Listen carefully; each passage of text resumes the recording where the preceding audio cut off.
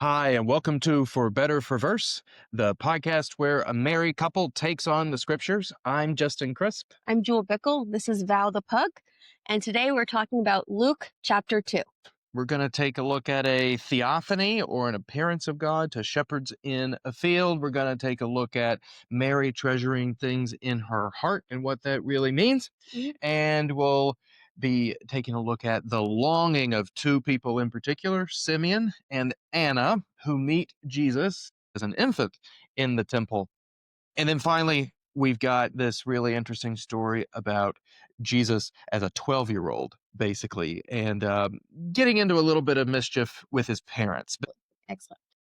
So I think many people know in those days, a decree went out from Emperor Augustus that the whole world should be registered, right? This is the Christmas pageant story. It's the Christmas pageant right? story. This is the Christmas pageant story. Everybody knows it. Everybody is fond of it. But there are a few things here which we just take for granted whenever we're dressing kids up as, shepherds and wise men and donkeys and angels. And occasionally, as St. Barnabas anyway, in Greenwich, Connecticut, dinosaurs, right? While all that's happening, we take a few things for granted. One is the fact that a virgin birth is just pretty mind-blowing. Yes. Do you believe in the virgin birth, Justin? I do, actually. Okay. Are you going to tell us why? Yeah, sure. I do. I actually believe in miracles, and I would define miracles in a particular way, namely that God intervenes in the ordinary course of things to bring about an unexpected result, which we probably couldn't have predicted was possible beforehand, but whose potential was always there in the natural world so long as God happened to show up. God's bringing about a potential in nature that was always there, but it would not happen without his special intervention. Miracles are uncommon and they are surprising in that sense, in that the potential is there, but it's not commonly realized because it requires God's special intervention. But I don't think it's suspending the laws of nature as such. This is getting a touch too philosophical, maybe, but this is how I understand the virgin birth. When I'm teaching confirmation students, you talk about this with them and they ask you. Yeah, I'm teaching middle schoolers about this. I talk about parthenogenesis. Parthenogenesis is the biological term for how in some species it is possible for reproduction to take place and it only to involve one creature and only involve one sex. I'm going to have to take your word for that because I don't know anything about biology.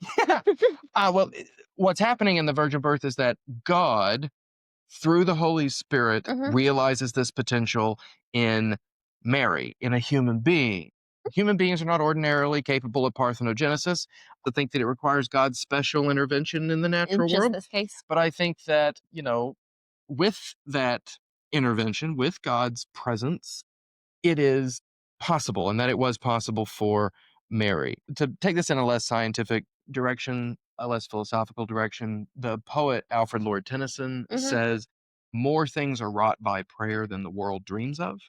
And that's kind of my account of miracles, is that there is more possible in the natural world than we could ever possibly conceive of, especially once God gets involved. And so I see no reason why the virgin birth can't happen. I believe in something which is really a lot more far-fetched than a virgin birth and parthenogenesis, namely the resurrection of Jesus Christ from the dead. And we'll have to talk about that in a couple of weeks. Yes, we will. But what about you? Do you believe in the virgin birth? Yes, I do. I have not really thought about it scientifically nor philosophically, surprisingly. But given you're a philosopher, Joel. Yes. But I do think there's just a whole lot out there in the world that we don't understand and a whole lot we don't know. If I could be a scientist, I would study like quantum mechanics because it's just so interesting and there's so much we don't understand. And so I think, like you, there's room for possibility. There's a lot of possibility that we don't quite yet know. How? Yeah. Unsure. I like that you're saying impossible without God's interaction. But there's too much in the world we don't understand and too much that happens that we don't know about. So I think miracles are possible, definitely. I'm with you. I think that the most important thing about the virgin birth, though, is not the miracle as such. A lot of people stumble over that, and if you have happened to stick with us through that metaphysical, scientific, philosophical conversation, congratulations, thank you for that. Thanks for saying. I think the most important thing, regardless of whether the people out there in podcast land believe in the miracle or do not believe in the miracle, is that this is another example of God's favorite parlor trick we were talking about last week. Absolutely. God's interest, God's, I called it, obsession with the fragility and the precarity of childbirth, of pregnancy, and the fact that God seems throughout the scriptures to work miracles of one sort or other, the most extreme version of which is the virgin birth. But there are lots of other miracles, like the miracle we talked about last time, Elizabeth's ability to conceive in her old age.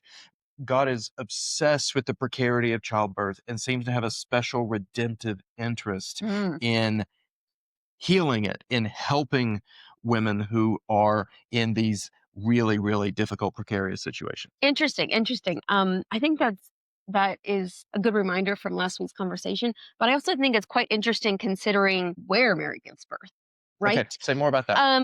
So Mary, right, delivers her son, and she gave birth to him, wrapped him in cloths, and laid him in a manger because there's no room in the inn, right? So, as you said, if God has a sort of a special obsession with sort of redeeming childbirth, perhaps in some ways, or helping those, an inn or a manger may not be the first choice for locations for having babies.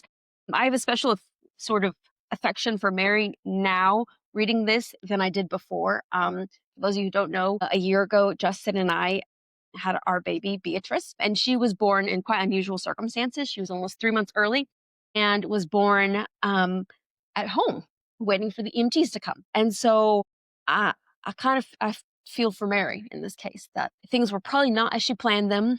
Her family wasn't there, maybe wasn't wasn't the nice hospital bed, metaphorically speaking, what she was expecting, but she still had Jesus afterwards. And I think that's sort of how we feel about Beatrice is despite the crazy situation, we're blessed to have her.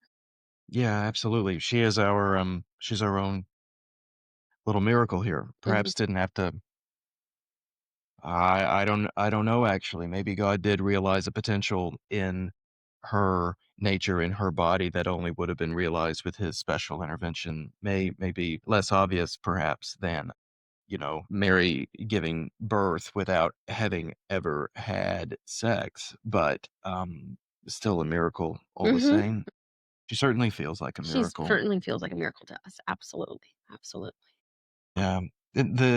So Mary and Joseph have to be on their way because the census has been called. They're expecting, but it seems it seems to happen at an unexpected time. Right. They are It was not their. expecting, but maybe not expecting it to happen on this particular trip.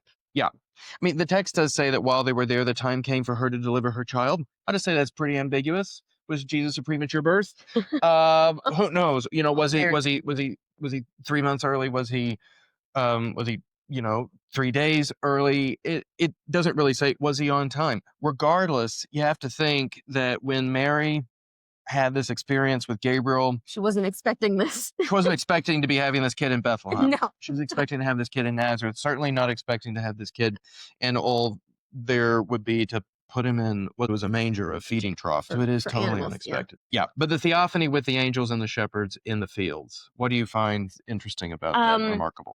well, as many have pointed out before, right, the fact that it was shepherds, right, Mhm. these are not sort of necessarily the elite in any particular way, right? Again, they're sort of not necessarily outcasts, but they're not in the in, let's Yeah. say, right? And they tend to be very isolated. Just the shepherds out there with their animals for months at a time. Yep. And so the fact that they were the first people who Mm, got called on, right? mm. Again, it's one of those like unexpected twists. Why them? And so that's interesting. And then angels say, here's what's happening. Go to Bethlehem and see. And they do. They just go. And then they show up to this family that just had a baby, which I'm sure Mary was thrilled about.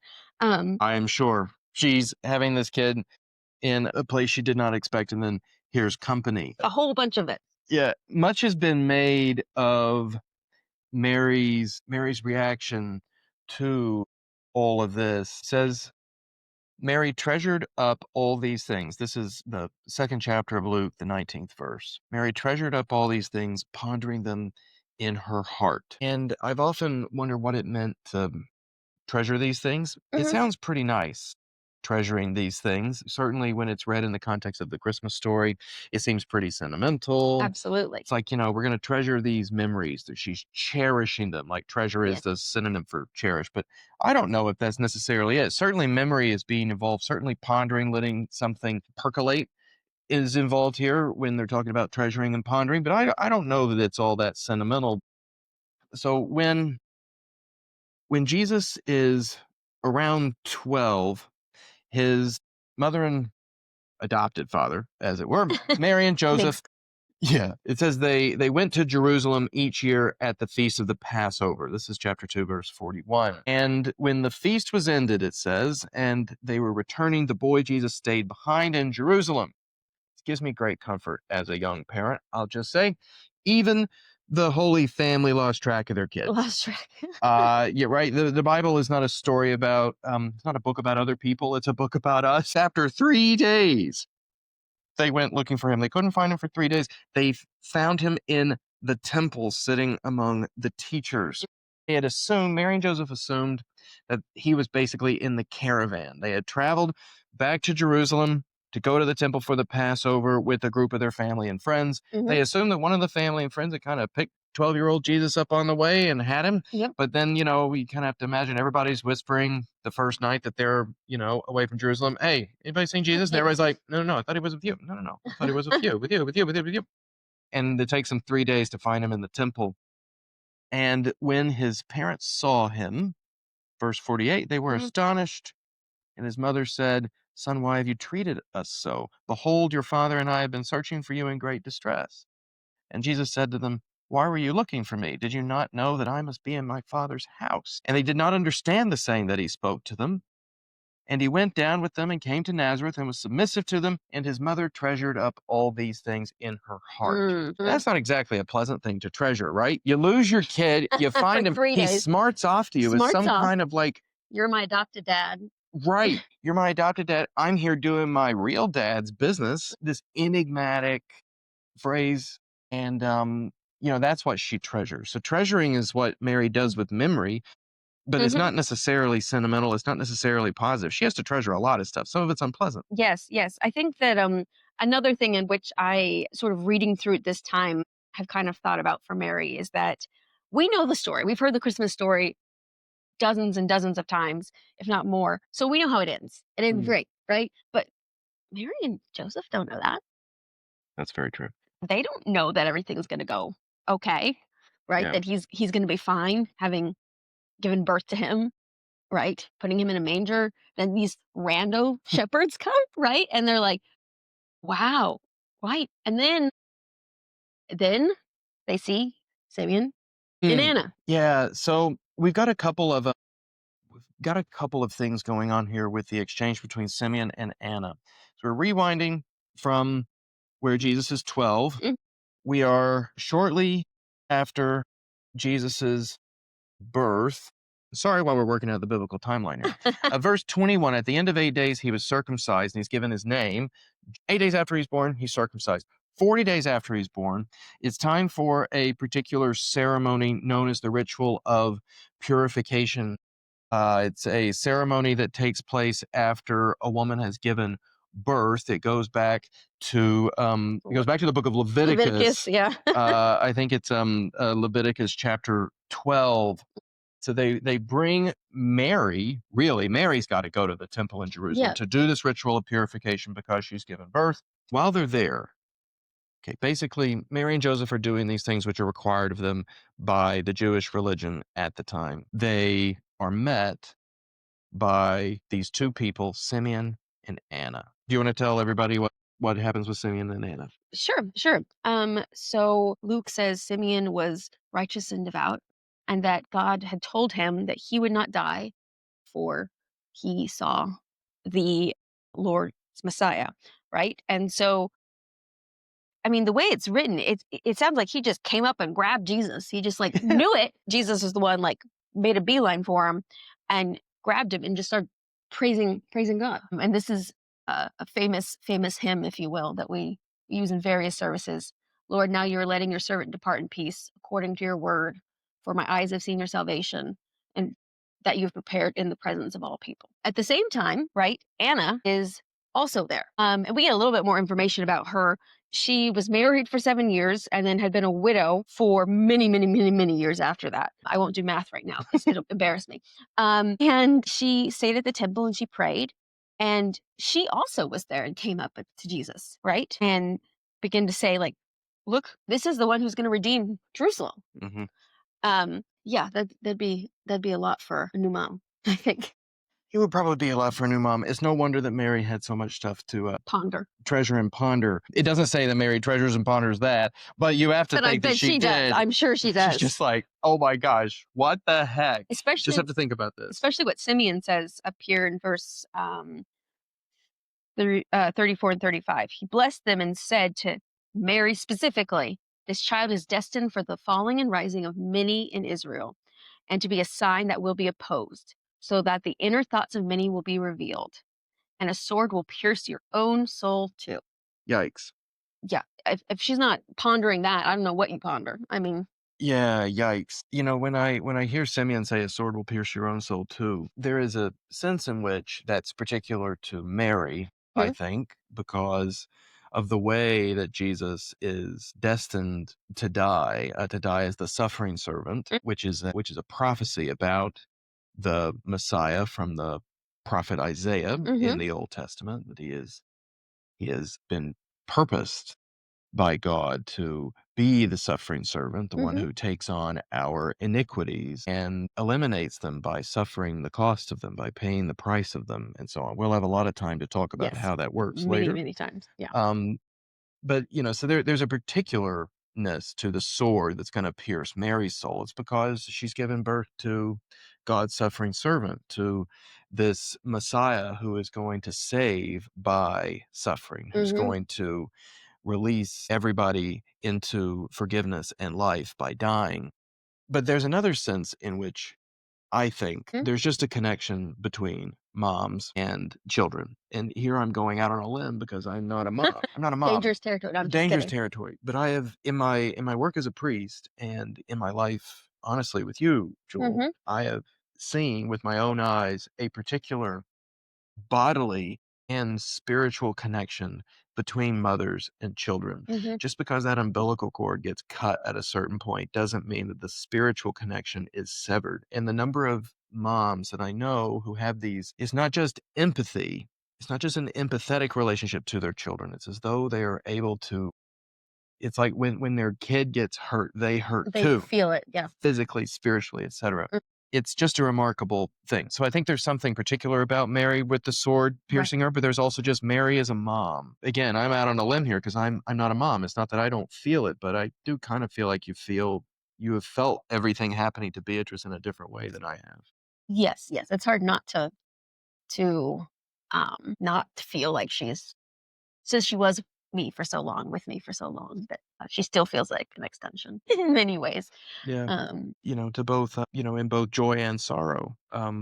Absolutely. Mary has custody of her son's identity and vocation for so long a period of time. We're about to, as we leave the second chapter of Luke, we're going to fast forward Hmm. to when Jesus is the age of 30. So, We should talk about this, right? yeah, We should talk about why we get this one little excerpt in yeah. these 12, and then we don't get anything after that. And in particular, I mean, we've been talking about Mary a lot today, but Jesus was born and there were shepherds there celebrating. Hmm. And then there's just quiet for years.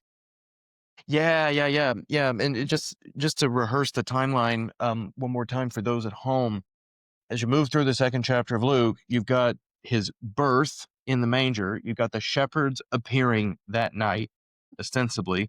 Then Yeah. you've got 8 days later, he's circumcised. Then you've got 40 days later, a couple months, you've got meeting Simeon and Anna in the temple. And then nothing until he's 12. And Mhm. they leave him behind, and he's got this smart alecky response. Well, didn't you know I would be about my father's Father, business? yeah, Didn't you know where to find me?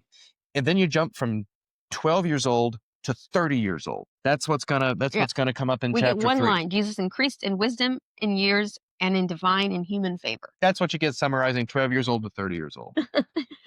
And in the midst of each of those intervals, I've often thought, like, between the meeting with Simeon and Anna after when he's 40 days old and when he's 12, and between when he's 12 and when he's 30, there's faith, especially on Mary and Joseph's part, I think, but maybe even we talked a little bit about this in our staff Bible Yeah. study this week. Maybe even faith on Jesus's part as Jesus grows in his own self-understanding Mhm.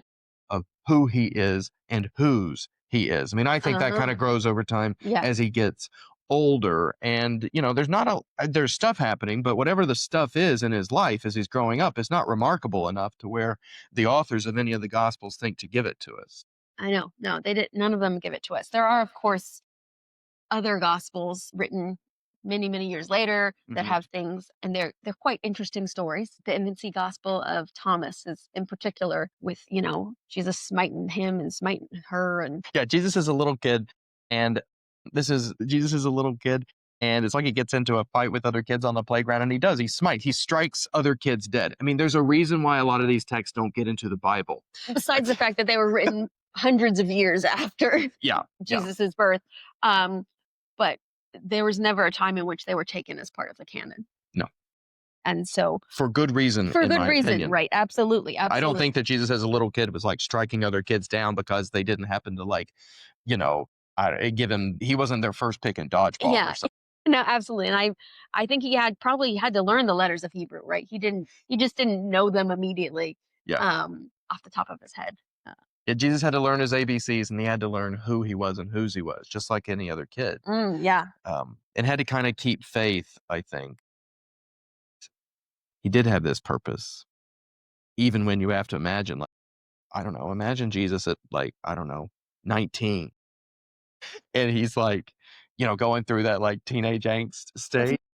"What's my my purpose? What am I supposed to do?" I think you were listening to music in your bedroom, and I was, like, journaling all this. to everybody. I Yeah. know, we were kinda emo as teenagers. We were this was the '90s. Anyway, he has to keep faith that he has this higher purpose, and I like to think that the fact Mary's been keeping all this memory, including the unpleasant bits, was a help to that. I have to Mhm. think Mary would come into his bedroom, as it were, and encourage him. There would be no Jesus without Mary. You see that in the Gospel of John, which we will eventually next year take a look at in Mhm. particular, where Jesus has to be goaded by Mary into performing his first miracle. It's like, Absolutely. "Hey, come on, you can do it. You can do it." Like, And he's my like, mom was at a piano recital with me. But regardless of whether you get a story like that or not, you have to think he really depended on his absolutely, mom. absolutely. I mean, especially since she had these experiences, so many of which he wasn't sort of able to remember, right? Mhm. They could pass that on to him. Yeah. Yeah.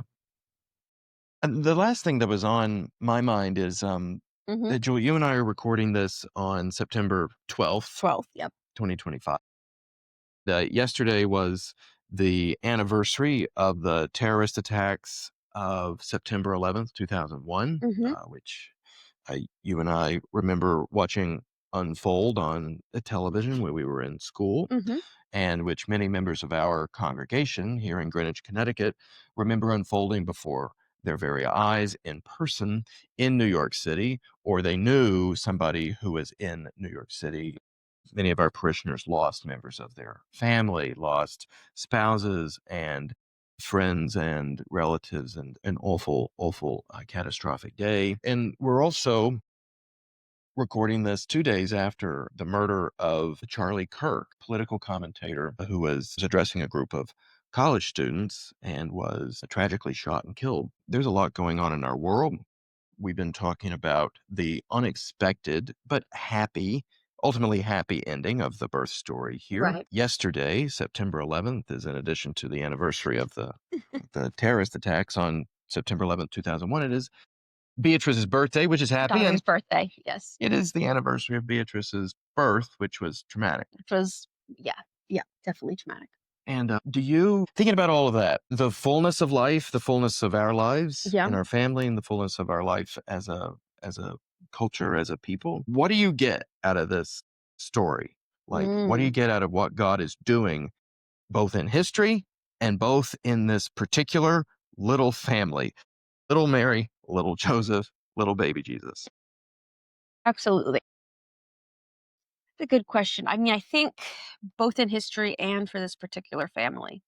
Um, as I said earlier, they don't know the story, right? They don't know how it goes. Yeah. We have the benefit of saying, "Oh, I can flip, 5 or 6 pages and tell you what happens when he's 33 or whatever." They are living it real time, which means all the things that are scary are terrifying, and there's no certainty of what's going to happen. And for them, I think sort of holding on to what Mary heard from God in chapter 1 would probably be what's helping them get through this, right?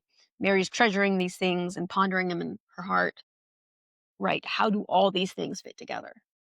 How does my particular little family, the world, my son who is going to be destined for rising and falling of many, how is that possible? What do you think? Do you see it in the story today? I do. If I'm hearing you right, Mary is clinging. You have to think Mary and Joseph, both. Hmm. But Joseph gets his own He promises from does an angel, in but Matthew. that's in the Gospel of Matthew. In this story in Luke, you have to assume that Joseph just gets it from Mary and believes Mary. Hmm. God bless him. Mary and Joseph are clinging to the promises made to them by the angel, promises then echoed by the shepherds and by Simeon and by Anna. They're Hmm. clinging to them, Absolutely. even when things are difficult at different twists and turns here. I think that you and I were in the same place the day that Beatrice was born. We wrote a letter to the congregation shortly after, and in the letter we said we believe that God has a plan, and we're trying very hard with everything that we have to trust in Hmm. His plan and to trust that it'll be good and loving and gracious for us, no matter what happens. And boy, was it! But in that moment, we didn't know the end of the story. No, we didn't, and it was a long, long ride. Let me tell you, Beatrice was in the NICU for almost 5 months, so Yeah, it was a long story, but it was. God had something beautiful planned for us. yeah, absolutely. God showed up. God showed up. It strikes me throughout the scriptures God doesn't traffic very often in giving explanations for why difficult things happen or why there's uncertainty or why bad things happen. Philosophers call that theodicy. God doesn't seem to care very much about theodicy. He doesn't. At least we don't get recordings of it very much, do we? No, no. He doesn't seem to. I mean, I don't think he minds us asking theodicy questions. Why do bad things happen to good people? But he doesn't ever give us an answer. What you get instead in the Bible is you get theophanies, you get appearances Mm. of God, you get manifestations of the Lord Most High in His glory and in His mercy. The God of the Mm. Bible isn't the God of theodicy, He is the God of theophany. And you and I never got a word No. while Beatrice was born and in the aftermath, and then in the 5 months in the NICU. We never got an explanation from God, like what was happening, how it was going to end. No, we didn't, and yeah, that was not there, but we did see God. We did experience God in the moment, absolutely, through our family, through our friends, through our church, through the saints at the Greenwich NICU who are family to us now. Yeah. Um, and um, yeah, you're right. We did get to experience God in that way. We didn't get any explanation. I still haven't gotten my explanation, but we did we did we did, see God in Yeah. that way. We got a theophany. We got a theophany. And I think that's my prayer for everybody out there who is hurting today, whether they are hurting because they lost a loved one on September 11th, or they are the family, God bless them, of Charlie Kirk, or they are somebody who is just wrecked with how dangerous and precarious our world is. I pray that pray that you would all get your theophany, that God would show up to you and give you his word, and that might be something positive that you can treasure up and ponder in your heart. I think with that we better go. I think so too. uh, So thank you all so much for joining us. We'll be back next week with a jump into chapters 3 and 4. We'll have another deep dive into this wonderful gospel. Please do like, share, click subscribe, however it is that you get your podcasts. Help us to spread the word about our journey into the word so that we can share the hope we find in the God of the Bible, the God of Jesus Christ, with a world that, as we've been saying, is in great, great need of Absolutely. him. In the meantime, God bless you and take care.